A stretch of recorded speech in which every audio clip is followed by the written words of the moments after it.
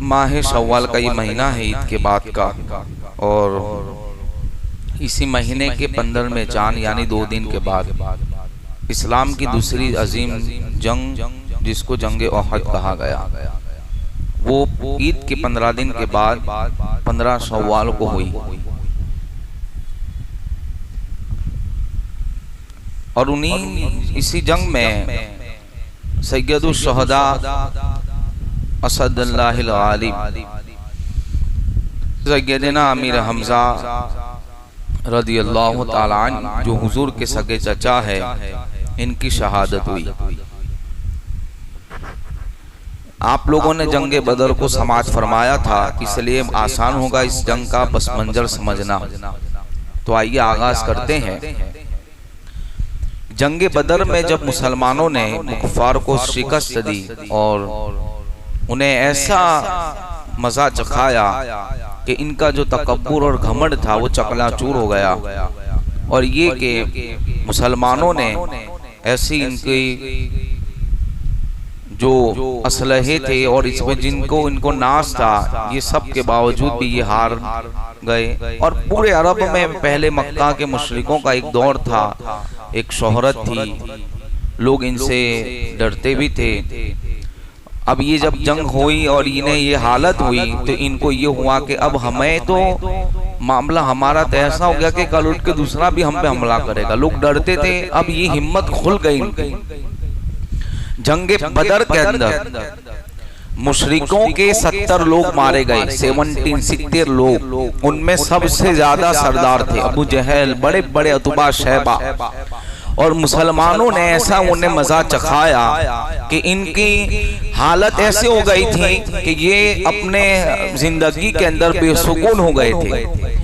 ان کا یہ معاملہ تھا کہ وہ یہ چاہتے تھے کہ جو بدلے کی آگ مشرکوں کے سینوں میں جل رہی تھی انہیں کب بجھایا جائے، اور یہ چاہتے تھے کہ ہم دوبارہ لڑیں اور ہم اپنی بدر کا بدلہ ان سے لیں۔ مشرکین مکہ کی بے سکونی ہمیشہ مشورے کرنا، بہرحال بہت طویل گفتگو ہوگی، پھر ورنہ جنگ کا واقعات رہ جائیں گے۔ تو یہ لوگوں کی آگ جو جل رہی تھی، انہوں نے مشرکین مکہ کے کچھ نوجوان ابو سفیان کے پاس گئے، چونکہ اب کوئی سردار نہیں تھا، یہی سردار ہے، سب مارے گئے تھے۔ کہا کہ اب ہمیں ہمارے بدل کے مقتولوں کا بدلہ لینا ہے، آپ ہماری مدد کریں، ہم مسلمانوں سے جنگ کریں گے، آپ ہمارے سپہ سالار رہیں گے، ہم آپ کے پاس آئے ہیں، ہم اس وقت تک چین سے نہیں بیٹھیں گے جب تک ہم مسلمانوں سے بدر کا بدلہ نہ لے لیں۔ نوجوان مشرکین مکہ کے، اور جو نوجوان ابو سفیان کے پاس گئے تھے، جنگ بھی ہوئی، بعد میں ان میں سے نوجوان ایسے بھی تھے جو حضور کے دامن میں آ کر مسلمان ہو گئے تھے۔ لیکن چونکہ احد کی جنگ ان کے لیے بہت اہمیت کی حامل اس لیے تھی کہ وہ یہ چاہتے تھے کہ ہمیں بدر کے اندر مسلمانوں نے جو ہار دی ہے، شکست دی ہے، اس کا اثر یہ ہے کہ پورے عرب میں ہماری ناک کٹ گئی ہے۔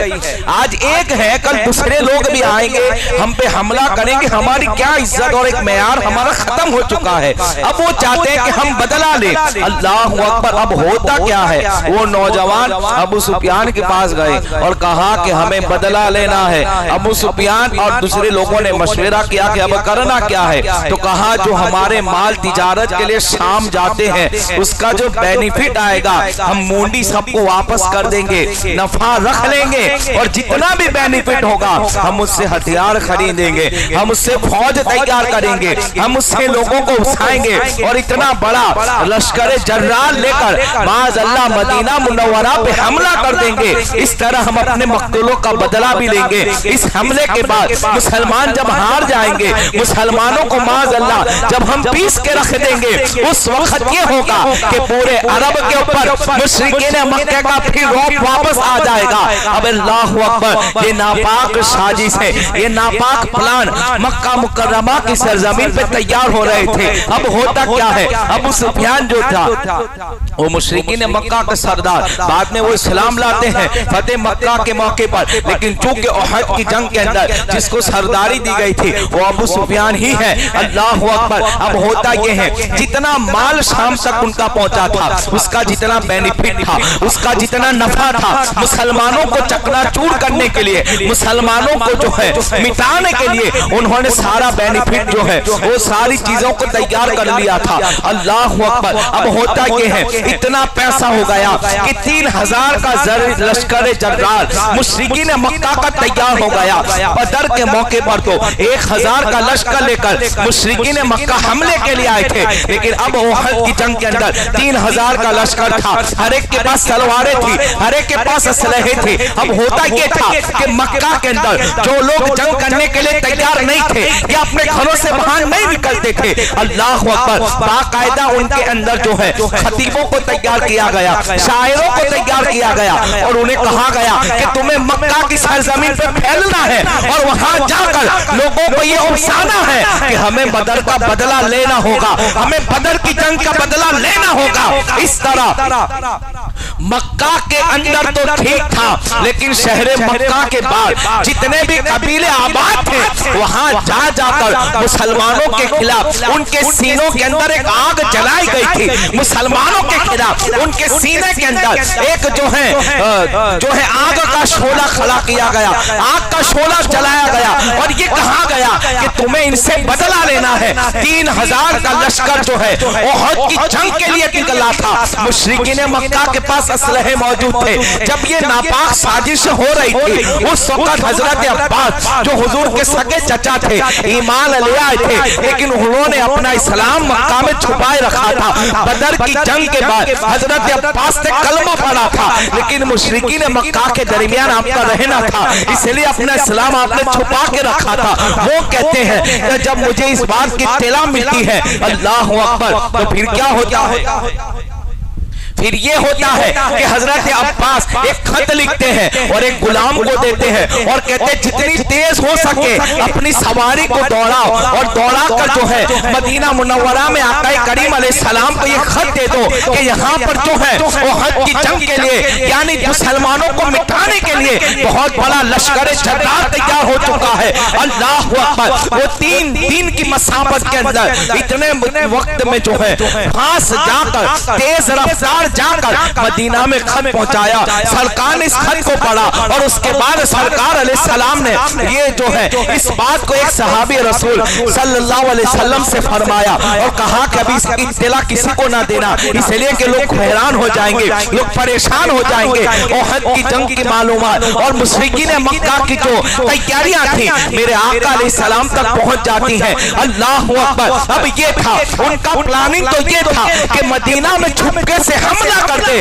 اور مسلمانوں کو معاذاللہ ختم کرتے، لیکن چونکہ سرکار کو اس کا علم ہو چکا تھا، آقا کریم صلی اللہ علیہ وسلم نے ایک مرتبہ ایک دن جو ہے اب یہ ہوگا ایک خط پہنچنے کے بعد حضور نے مشاورت کو منعقد کیا، اصحاب کرام کو جمع کیا اور سرکار علیہ السلام نے مشورہ فرمایا۔ سرکار نے مشورہ فرمایا۔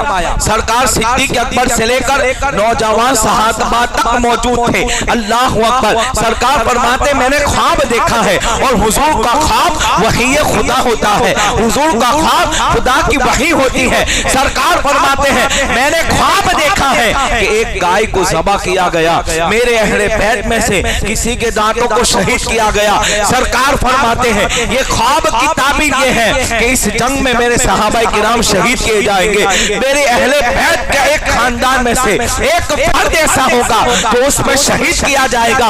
یہ جو سرکار نے اپنے صحابہ کے درمیان اس بات کو رکھا تھا۔ پھر کیا ہوتا ہے؟ مشورہ کیا جاتا ہے۔ سرکار علیہ السلام فرماتے ہیں کہ میرا مشورہ یہ ہے کہ ہم باہر نہیں نکلیں گے اور مدینہ میں رہ کر مشرکین مکہ کا مقابلہ کریں گے، اس لیے کہ گلیاں ہمیں پتہ ہے، مدینے کے راستے ہمیں خبر ہے، اس لیے وہ بڑا لشکر ہے، ہم اس پہ حملہ کریں گے اور مدینہ میں رہ کر جنگ کی جائے گی۔ اس بات کے اوپر بڑے بڑے صحابہ کرام جو عمر دراز سے وہ متفق ہوتے ہیں اور کہتے ہیں یا رسول اللہ ہم لبیک کہتے ہیں، اور اسی پر متفق ہوتے ہیں کہ جو آپ کہتے ویسا ہوگا۔ عبداللہ ابن ابی جو منافقوں کا سردار تھا